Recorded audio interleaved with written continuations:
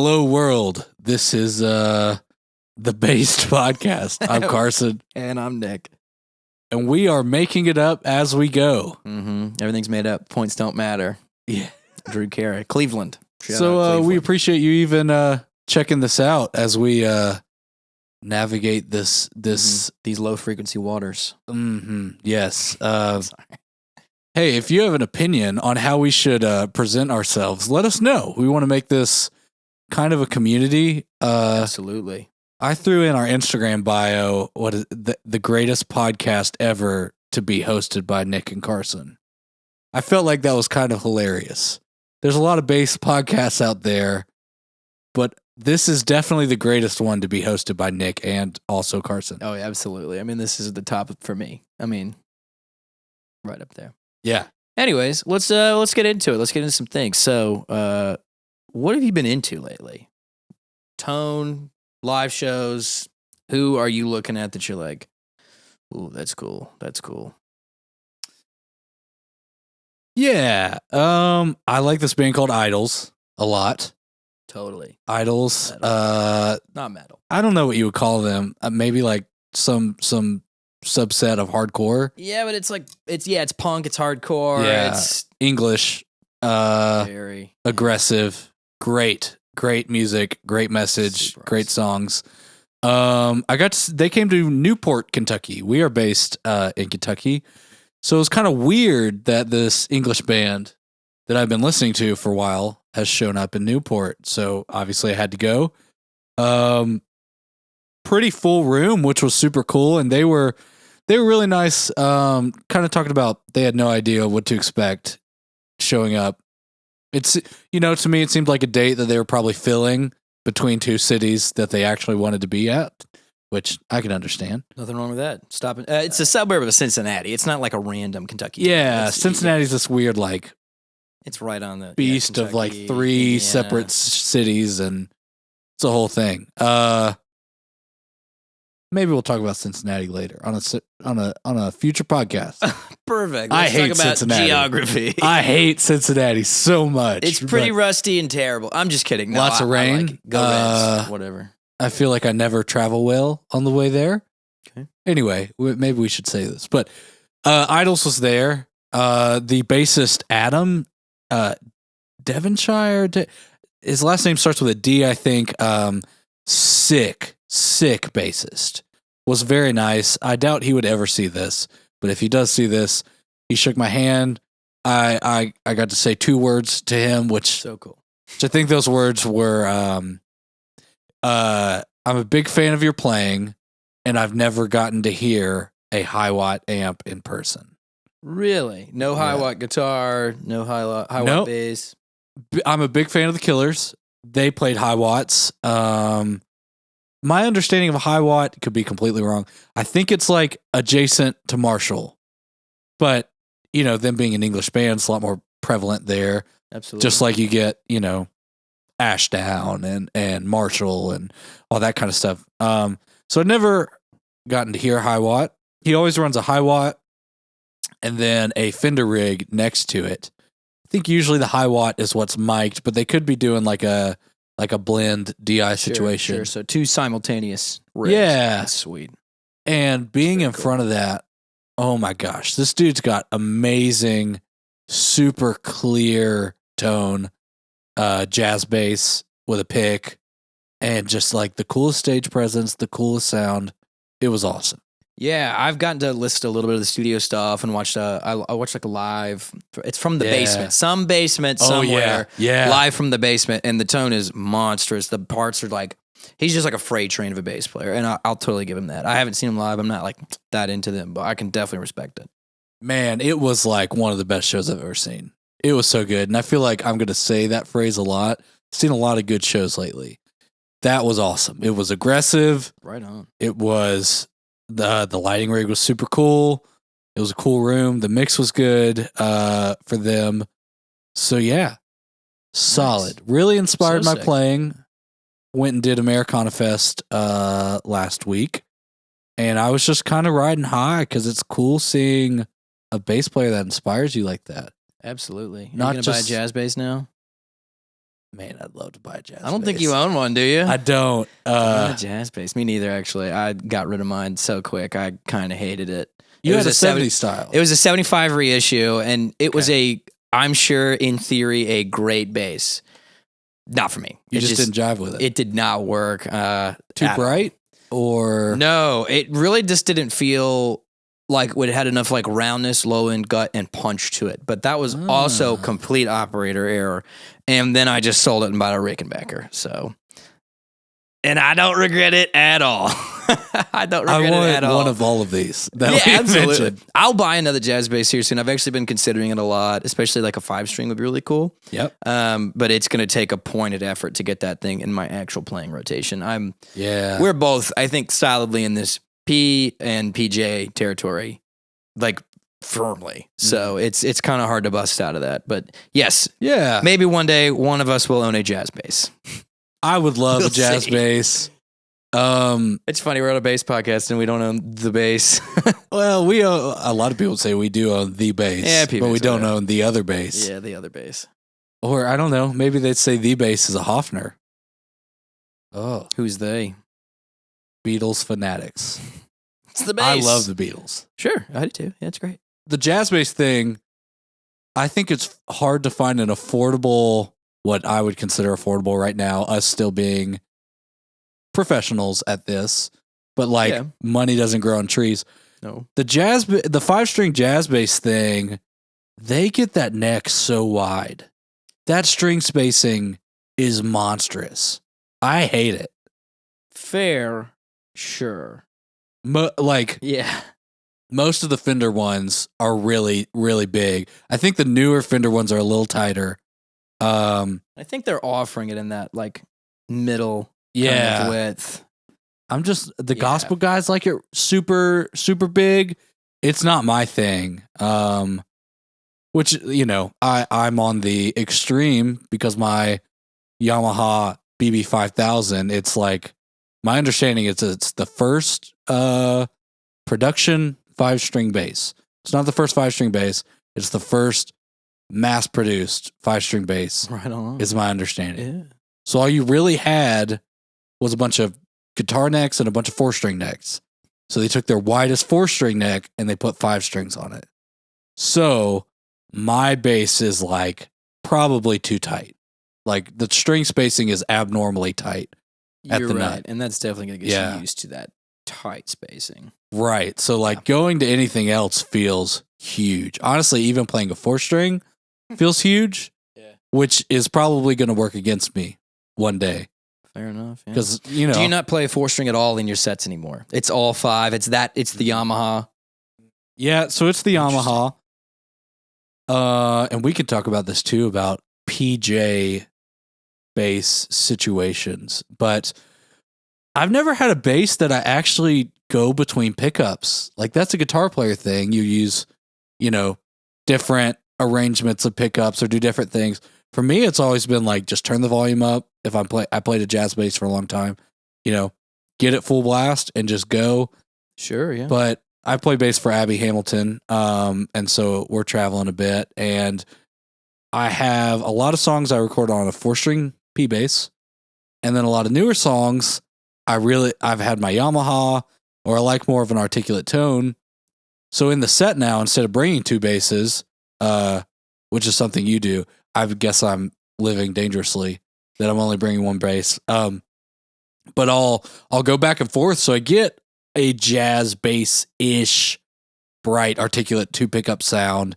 And then when we go do like more of a classic country song where it's like dun, dun, dun, dun, all that, I'll go straight P, and it's really cool. It's really, I mean, yeah, it's super versatile. So you play 2 basses? I do. I've got an active Lakeland that I use for a lot of this. Like I play for like a more modern country guy. So a lot of the stuff we do, a lot of like, honestly, like a lot of this 90s feel. And the P is great for that. And that's what I would say I play most of the set on. But honestly, sometimes it ends up being about 50-50. Just depending on the time slot, if we're on an opening slot or a headline slot. Just sort of depends on how the cards fall. 5-string, Lakeland. 5-string Lakeland active. It's the 5502. It's the Skyline series, which bang for buck is just wonderful. They're sick. They're awesome. Yeah, so I use that for a lot of the stuff that has like the 808s and like it's like percussion loops and like, it's just its own thing, and it needs just something like deep that I can like really control. So I've been doing a lot of that, but then I use a P-bass for as much as I can, and honestly, I've been just considering what it would look like to just have pretty much 2 P-basses or a 5 jazz, something a little more like dead, or even just a jazz with just an active passive switch that I could just get it going and really kind of dull it out. On your 5-string, do you just leave it up the middle, like both pickups on? I actually play it a lot, but I grew up a guitar player, so I totally switch it up. You switch it a lot? Yeah, That's awesome. between like the P pickup. Well, I guess it would be like the neck jazz. Neck pickup, The neck jazz. What I'm going for is like a P sound. As close as I could get in that set, but then I'll go between that and then just the middle position pretty largely. But I totally do switch it if I'm stuck in that set. If I can, I'll switch back to the other bass. But if there's just not an allowance in time or just depending on what it looks like, then I will, do whatever I need to do. Yeah, I've never been, this is not a shot at you. I've never been in a privileged position to be switching basses a lot. All right. Two basses is not like a lot. But you get guys on the road that have a lot of basses or like a different bass every song. And I always imagine myself being like, oh, that's dumb. Like I would never do that. I feel at home on one bass, which is true. But as I've noticed, I got that, I've got a vintage BC Rich Japanese bass that's a double P bass. And even if I'm just on the P pickup of that one and it sounds amazing, I've noticed that even just the weird body style and the neck through versus whatever the other one is, bolt on, I play different on that. Absolutely. So like it responds to you differently. I mean, that thing is like, it's a beast of a neck. It's just like this. It's its own thing. I've gotten to play it a bunch, and it is rock and roll to the core. Yeah. It really is. And it brings something out of you and you're playing. Totally. Yeah. So if the song came out of that bass because of what it does to me mentally, then like, it's actually really cool. Like that's a cool thing. No doubt. Someone like famous bass player Leland Sklar, he says like if I need a 5-string for the set, I'm playing a 5-string the whole time, which has typically been my mindset. But interesting. I'm kind of warming up to it. That is interesting. I just think I have the wrong 5-string for the whole set. I think that's the issue. And it could be. Truthfully, what I'm seeing more of in my circuit than anything else is just drop tuned basses. It's literally people will just do the whole set down and then they'll drop it step? even, or a half step, like whatever. It just really depends on what the set needs. And honestly, it's got me thinking in some dangerous ways of what it would look like if I just bought one of those drop D pedals. Pedals? Yeah, dude. We had this or guitar like tuners. No. The drop, not the hip shot. None of that. I mean, like whatever. I'm sure that's cool. But they got this like the Digitech Whammy drop D pedal. What? And it's like feels gimmicky to even say that I'm interested in this. Absolutely. But like we had a fill-in guitar player this weekend and he used that. We had a song that's like kind of this A flat deal and he was like, I'd rather do the G shape. So he just like dropped it and I was like, that's amazing. All right. And it sounded good? Okay. Or would he raised it? Whatever. He changed the pitch from standard and with a I pedal. had literally no idea. Amazing. I had no clue. I don't know if it would track well with a bass. I don't know if it's going to remain keep the integrity of the bass. I genuinely don't know. I think maybe if you put it early enough in your chain, it could potentially come out in the wash, like the digital differences.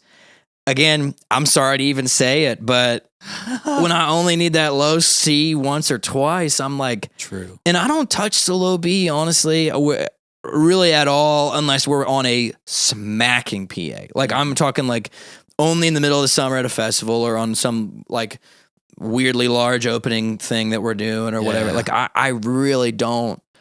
I mean, dude, the amount of times I'm playing in a honky tonk and none of the speakers match at all. Yeah. I mean, it's just like I hardly touch that. So it just depends. It depends on how it happens. I don't know. Yeah, I don't use my B string very much at all either. I've really thought about moving a couple of my fours to B, E, A, D, and not having the top string on there. I mean, the G back string. to this before I forget it. The whole capo situation. We're kind of waking up still. So yeah, no, it would have raised his pitch for him. But it's so cool to think about. Like basically, you know, like we do some stuff that's like in E flat. So even if I were to open myself up to like basically playing the song in E, but I dropped it all a half step, so it's fine. Yeah, you know what I mean. Oh gosh, now I'm just doubting myself. I feel like an idiot. I can't mentally work this all out. I can't mentally work in an alternate tuning. I can't do it. Yeah, I mean, I can if I know that I'm doing it. I would want to heavily plan on it. But I mean, we've even got this thing that's in like super low G minor, and I'm like, that's what I need the song for. I need the 5 for the most. For a C. I need that. Oh yeah, that super low stuff. I mean, like whatever I can hang on to, I'll take. And I find myself wanting these like lower notes. Yeah, I can see that. And I don't know. I just have to go back. Like I mentally cannot, I would be a terrible guitar player. Like I can't work in alternate tunings. I can't do the capo thing. It freaks my brain out so bad. So probably another reason I grab a 5 string a lot, or like, I guess I have this recurring nightmare that I have, you know, a specifically tuned bass for a song off stage. Someone hands it to me, or I grab it and I go to play the song I know because I've learned it in a certain, you know, area of the neck, and it's not tuned right. And then I have no idea how to play the song I've been hired to play because my bass isn't in the right tuning. Sure. But, you know, I don't know, man. I just always think about like what's the easiest way to do this and still basically get what I need to and still keep the integrity of like the way I feel comfortable playing. And honestly, I feel comfortable on a 4. Like I love the sound of the 4. I love the feel of the 4. That's how I came up playing. I don't know. Like there's something about a 5, and it goes back to our early conversation. It brings out something different in my playing. Mm-hmm. Like even like these runs that I'll kind of take down low and like really snake them down, and I just don't have that kind of vibe on a 4. Like you just unlocks a different part of your playing, right? Yep. So I don't know. Yeah, I don't know.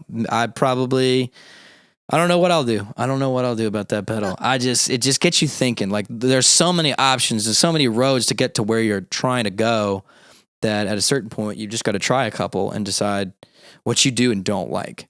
And that feels like one I'm gonna try. I mean, well, might as well. Or even if it's a function on a Helix or a Kemper, even just to add like a tuned down function. I mean, it just depends. Yeah, it just depends. Yeah. Okay. So I think this is what this podcast is mostly going to be. I have a bad feeling that it is. Yeah, like it's going to be us riffing and us maybe saying some complete BS. And we're going to have to fix it in the next episode. Right. Someone's going to sit there. I'm already mad that my brain can't process just like basically a tuned down situation and I can't figure it out. So I'm like, I'm going to come back next time with it all just scripted and written down and being like, this is exactly what it is. That's on me for just completely blanking on it. Right. Yeah. But whatever. It's fine. I guess a big thing is that like, I feel like too many people, maybe in the music business at large, not like bass playing per se, but sure. and on the internet in general, like people are not willing to admit when they're wrong. Yeah. I mean, yeah. We are not the authority at all. It is pretty obvious. Like it's pretty like look at me. It's pretty obvious. Yeah. I'm just learning as we go. He actually teaches me about gear pretty much anytime we see each other. I'm just like not in the clouds with gear like that. I will literally live on the same pedal board for years. Things will break and it will get like jerry-rigged and I'll still be like, man, it's totally fine. It works. And I'll work around buzzes for years. And like, oh yeah, you got to hook that cable into this. And I'm like, I'm just used to, I just get cool with it because I don't know why, but I then need to he's be the more opposite. like you, though. That is probably a great middle ground that we could find together. Where That's I was, what this podcast. yeah, maybe that's the goal. What our friendship is. Maybe that's the goal. Yeah, I'm the kind of like I think about gear too much. I try to get gear too much. I'm always interested in what someone's doing or how they're manipulating something. But I'm also like, I doubt myself. Like there are multiple pedals that I've purchased multiple times and regret selling and will probably purchase again. I'm one of those culprits of his where he's bought it. He'd sold it to me and then he bought it back. Yeah. Yeah. He's like, wait a second, do you still have that? And I'm like, yeah, I still got it. And he's like, all right, let's just bring it on over later. I recently sold an EBS Valvedrive and I plugged it in when the guy was coming over because it's tube, but it hasn't been plugged in a minute. So I'm like going through it, making sure it's still cool. And I just sat there like thinking, I really hope this guy doesn't come over and buy this pedal right now that he's on the way. So you saw your get. own death sentence. Yeah. And you're like, I've done it again. Yeah. I've done it again. I was in too deep. Dude, I can't say the last pedal I sold on Reverb, and if I did, it was probably an accident, and I didn't know. I actually got banned on Reverb because of that, because I think I had sold something, and then it tried to pull the fee like a month later, and then my bank account had changed, and then I got back on literally years later, and I was like, oh yeah, you're probably gonna need to get some new gear. It's been about 4 years, and Reverb was like, dog, you cannot log into this. Like, you've got to pay us our $5 or whatever. Give us our money. Yeah, and I was like, I don't even know what I did, but they were just trying to ping an old bank account. I had switched banks or whatever in the 3 years in the middle and just got locked out. And I was like, cool, y'all run your business. Get your $5. That's on me. That's on me. I knew the terms and conditions, I knew. Yeah, I definitely read that entire document. Yeah, I knew the terms and conditions. I get it. That's on me. I agreed to it. I checked it. I checked the mark. Yeah, and then certifying that. Dude, you want to talk about some Reverb garbage? I sold this tremolo pedal, like it's just the Green Boss, like TR2, whatever it is. I don't remember the specific number, but it's a TR. I think it's a 2. So I sold it, have it up, and somebody buys it from Australia. And I had the international shipping turn on. Come on. I don't know if you guys are as dumb as I am, but then I literally ended up like losing money on this pedal because it was, I want to say $45 in shipping. It was horrid. And I was like, and you're just sitting there like, well, I agree to the terms and conditions. Yeah, exactly. Like, I've done this to myself. I myself. said that I'm willing to do this. I did it to myself. And now I hardly use Reverb anymore. Really. I mean, I bought a DBX 168 before they kind of pumped back up. I'm kind of on a rack situation right now. And everybody was like throwing away all their rack gear basically. And he's benefited from it too. What'd you buy that tuner for? Oh, I got a rack tuner for $25. $25. It's awesome. Like they're literally paying you to take it. Rack is not in vogue anymore. No. And I love it. Well, it's working out for me because I'm doing a rack. Dude, we actually got to talk about this. So I was looking to revamp back to a pedal board, which is so funny because I'm like literally wish-wash about it always. I'm constantly like, do I want to be on the board? Do I want to be in the rack? And I went to potentially look at switching back to this rack or back to the board. And Shure has decided to stop selling the GLXD wireless. And the country scene is all about wireless. And I go to look at this and they don't sell it anymore. And I'm like, the only place I can buy this is Reverb. So I'm like, oh goodness, here we go. I'm going to get back on Reverb. Sennheiser and Shure, there may be something I'm missing. I haven't done like a ton of research on this. Again, not a gear person. But when I've been researching it, I found out the only way that you can buy a floor, like a real tour grade. I mean, obviously you could buy like the little Line 6 guy that like just plugs in. It's like almost battery powered, like plugs it with like a cigarette lighter. Which I've had good luck with those. Sure. I've also had one die. I'm not taking my chances. And I love my GLXD system a ton. That's rack mounted, but I'm like, okay, well, I've got all these packs. I might as well just buy the GLXD floor mount. They don't make it.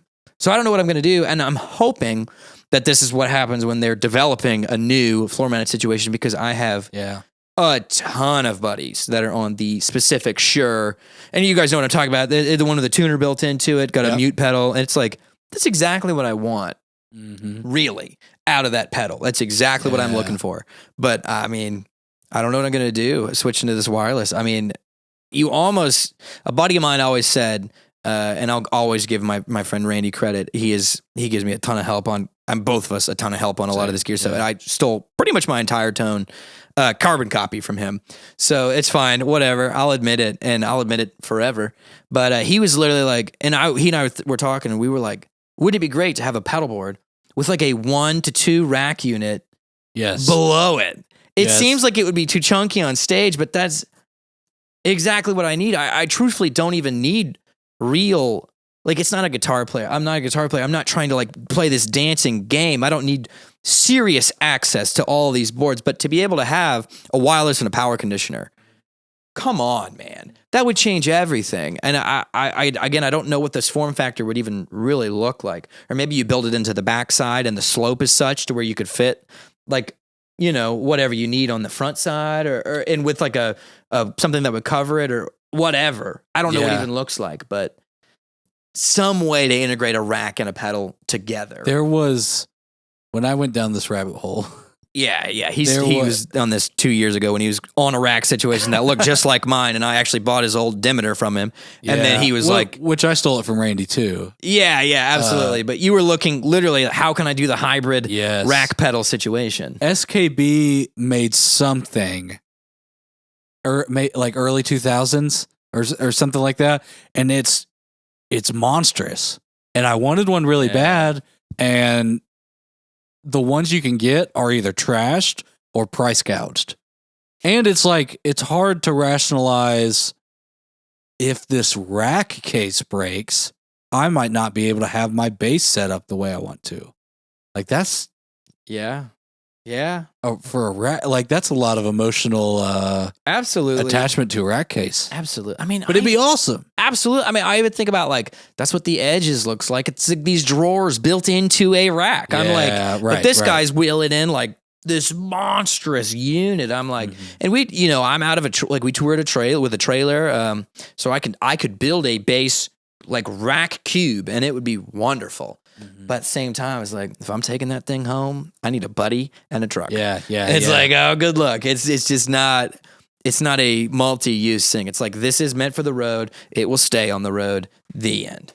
But again, then I go back to this whole rabbit hole of like, do I want to do all this work and build up this monstrous rack for a tone I don't even change? True.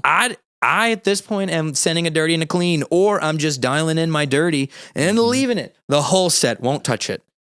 I'm like, at what point are you really overkilling over one tone? I mean, the fact that we have a bass podcast is the point that we're... Yes. So in a way that you as the viewer get to take part in our sickness. So bad. Down with the sickness, if you... Sorry. I apologize for excellence, you know. Oh, thank you. Yeah. This will expose a lot of my bias. I have a huge bias towards pedals that have weird power requirements, pedals that are Class A. I love the Noble Preamp. I'm not saying it's perfect or I just love it. Great form factor. I want to have it all. Meaning that like I want a crazy Class A whatever on a pedal board at my feet. And it seems like lately places are getting like more hip to that. But it's like I want to find the compressor that's studio grade, but in a pedal. I had the big Cali for a long time. I've moved on from that, even though it was great. But it just wasn't the same. It wasn't the same as the 1176. Yeah. But the Noble is, you know, the same quality as something like a Reddy, like an A Designs Red DI. But the form factor is like, finally I can have this level of tone in this big of a thing. Sure. And they make you pay for it. Yes. But and wait for it. But, you know, it's a labor of love. It's a hand-wired thing, blah, blah, blah, blah. But, like, the fact that I get to plug a power cable into one end, and then the other end, it powers the rest of my pedals, that's the kind of stuff I want to see and will always spend way too much money on to see if this next piece of gear is able to help, you know, get me closer to that Class A or, you know, whatever situation where I don't feel like I'm using a toy. And so when I do use pedals that feel like toys, it part of that, it's not like signal loss or anything really. It's, part of that glitchy, weird, like not super high quality thing is part of the character, like a Boss, OC, whatever. Sure, yeah.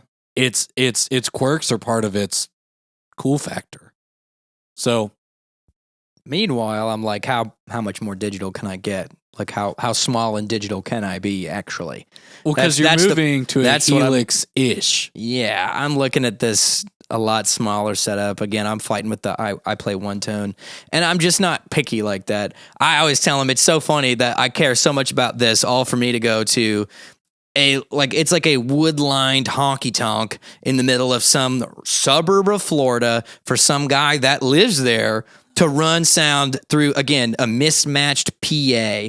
I mean, I'm putting so much effort into it just to be in the hands of like fate, some guy named Randy, and Jesus Christ.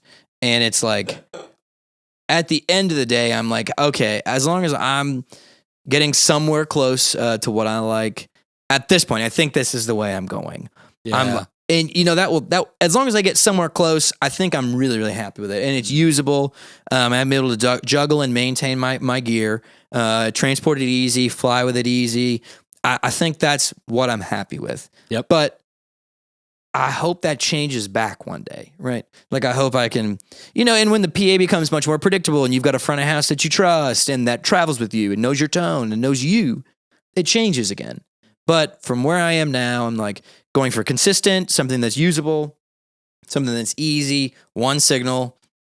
It's great. How good can I get it and how easy can I make it for me at this point? So, yeah. And it'll change tomorrow. Absolutely. But that's where I'm swaying now, That's why I haven't had our friend Jonathan wires pedal boards. That's why I haven't had him do mine again, because I have them made and then I change it in like a day. That's the fun. Yeah, I need to have like a nice pedal board made with an area that is, we all know it's going to change. A little extra. So have this extra area that we leave open for whatever I feel like next. Yeah. Well, I feel like this is a fairly good introduction to whatever comes next. Just the chaos.